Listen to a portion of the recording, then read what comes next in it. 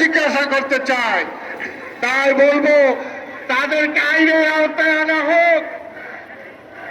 এই বাবা একটু রাখো, তাদেরকে আইনের আওতায় আনা হোক এবং যত দ্রুত সম্ভব আমরা চাই জিনিসপত্রের দাম কমান, চাল ডাল তেল লবণের দাম কমান। যখন উপদেষ্টাদের দেখি যে তারা বলে তারা 250 স্টেডিয়াম বানানোর পরিকল্পনা গ্রহণ করে, স্টেডিয়াম বানানোর কাজ আপনাদের না, আপনাদের কাজ নির্বাচনী রোডম্যাপ ঘোষণা করা, কত তাড়াতাড়ি নির্বাচন করতে পারেন তার সংস্কার করা। তাই সংস্কার যদি রাষ্ট্রে যেমনি করতে চান ওই উপদেষ্টা পরিষদের আগে সংস্কার করেন।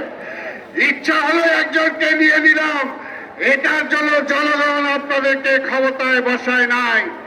তাই বলতে চাই এই সরকার আমাদের, এই সরকারকে আমরা বিব্রত করতে চাই না, কিন্তু এই সরকারকে বলতে চাই অনতি বিলম্বে নির্বাচনের রোড ম্যাপ ঘোষণা করুন। রাষ্ট্রের যে ক্ষতি হচ্ছে হাসিনা করে গেছে, এখন পর্যন্ত সেই সমস্ত চোর লুটেরা বাটপারদেরকে কিন্তু গ্রেফতার করা হয় নাই।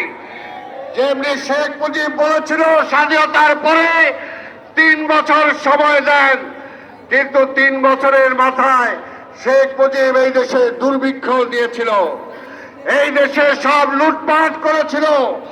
তাই আজকে বলতে চাই আপনার সময় চান ভালো কথা, কিন্তু সেই সময়ে চালের দাম কমান, ডালের দাম কমান, তেলের দাম কমান, বিদ্যুতের দাম কমান, পানির দাম কমান এবং জনগণের উপর অবৈধ ট্যাক্স যেগুলো বসানো হয়েছিল এই ট্যাক্স কমান।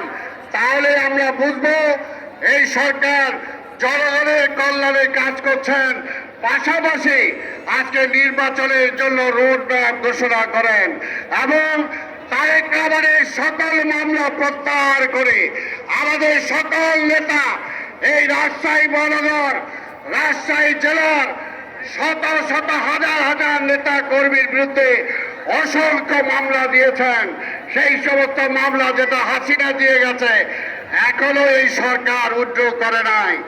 আমরা বলতে চাই প্রফেসর ইউনূস সাহেব, আপনাকে সম্মান করে শ্রদ্ধা করি, কিন্তু আপনার মামলা যদি প্রত্যাহার হতে পারে তারেক রহমানের মামলা কেন প্রত্যাহার হবে না? আপনি পরিষ্কার কথা বলতে চাই, রাজশাহী জেলা, রাজশাহী মহানগরের নেতাদের মামলা কেন প্রত্যাহার হবে না? তাই অনতি বিলম্বে সকলের মামলা প্রত্যাহার করেন এবং ভোটের জন্য প্রস্তুতি নেন, দেশের সমস্যা কমায় আনার জন্য চেষ্টা করেন। আমি আর বক্তব্য দীর্ঘায়িত না করে রাজশাহী মহানগর, রাজশাহী জেলাবাসীকে বলবো, আপনারা 17 বছর ধৈর্য করেছেন, আরো কয়েক মাস একটু ধৈর্য ধরেন, আরো কয়েকবার ধৈর্য ধরেন। তবে ধৈর্য ধরা মানে এই না যে রাজপথ ছেড়ে দিতে হবে, ধৈর্য ধরা মানে এই না যে লাঠিটা আওয়ামী লীগকে মেরেছিলেন সেই লাঠিটা ফেলে দিতে হবে, সেটা না। ওই লাঠিটা সযত্নে রাখবেন, ওই লাঠিটা সযত্নে রাখবেন। যদি আবার গণতন্ত্র পুনরুজ্জীবিত হওয়ার জন্য কেউ ষড়যন্ত্র করে, সেই ষড়যন্ত্রকারী মাঠে লাঠি মারার জন্য সব সময় প্রস্তুত থাকতে হবে। আমরা গণতন্ত্রে বিশ্বাস করি, স্বাধীনতায় বিশ্বাস করি। গণতন্ত্র রক্ষা করতে হলে, স্বাধীনতা রক্ষা করতে হলে বিএনপির কোনো বিকল্প নাই, তারেক রহমানের কোনো বিকল্প নাই, বেগম খালেদা জিয়ার কোনো বিকল্প নাই। তাই আসুন আজকে দেশবাসীকে বলবো, আগামী নির্বাচনে আমরা আশা করি আমাদের সাথে আন্দোলনকারী যে রাজনৈতিক দল ছিল সবার সাথে একসাথে আমরা নির্বাচন করব, একসাথে আমরা সরকার গঠন করব। আমাদের নেতা তারেক রহমান এটাই বলেছে, ঐক্য যেন নষ্ট না হয়, দলের ঐক্য বজায় রাখতে হবে। রাজশাহী মহানগরের এখানে ইসাভাই আছেন, আমাদের সদস্য সচিব মাহমুদ আছে।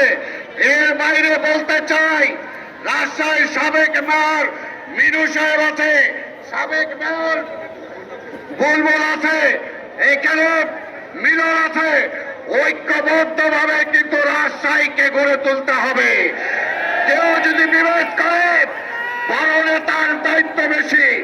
যদি রাজশাহী মহানগরীতে ঐক্য নষ্ট হয়, এই কয়জন নেতা দায়ী থাকবে। পরিষ্কার কথা, আমরা ঐক্য বিনষ্ট হতে চাই না। সংগঠন ছাড়া বিকল্প নাই। তারেক রহমানের নির্দেশ, ঐক্যভাবে সংগঠন গড়ে তুলতে হবে, একসাথে থাকতে হবে। বড় নেতা যারা, তাদের দায়িত্ব বেশি, দায়িত্ব আপনারা পালন করবেন, এটাই আমরা আশা করি। আমি আর বক্তব্য দীর্ঘায়িত না করে আজকের এই মিছিল এখনই শুরু হবে। আজকে সভাপতি রোড জানাই দিবে, আমরা সেই রোডে যাব। এই কথা বলেই আমি আবার বক্তব্য শেষ করছি। খোদা হাফেজ। বাংলাদেশ।